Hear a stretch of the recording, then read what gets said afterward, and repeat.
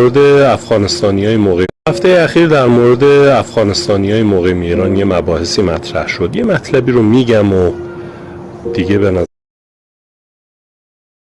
هفته اخیر در مورد افغانستانیای مقیم ایران یه مباحثی مطرح شد. یه مطلبی رو میگم و دیگه به نظرم کافیه برای اونایی که دنبال حقیقتن و اهل فکرن.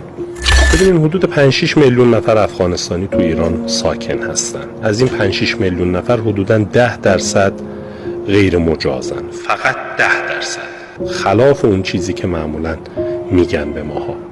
اگر قرار بود که این 5-6 میلیون نفر خلاف امنیت ملی ما فعالیتی داشته باشن، پارسال با اغتشاشات بهترین فرصت. شما از افغانستانیا فعالیتی دیدین؟ نه. هر کسی ضربه خواست بزنه به کشور ما ایرانی بود. افغانستانی‌ها بندگان خدا کاری نکردن.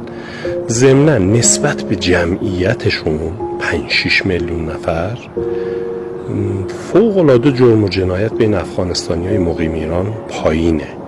فوق‌العاده پایینه.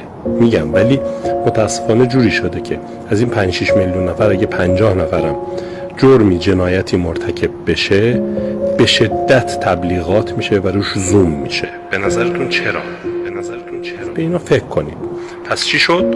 اگر که افغانستانیای مقیم ایران قرار بود علیه ما کاری بکنن پارسال میکردن. نه این بندگان خدا نوعا سرشون تو کار خودشونه، دنبال کار زندگی خودشونه، نوعا هم انصافا آدمای مظلومین. فریب اونایی که میخوان تو کشور ما بین مذاهب مختلف، قومیت‌های مختلف و جدیداً حتی بین ملیت‌های مختلف اختلاف بندازن رو نخوریم. اونا نه ما رو دوست دارن نه افغانستانی‌ها رو. یا علی اونا نه ما رو دوست دارن. ولی یک دمی بچه زیر موتر شده میمره که نبی ترسیده میگه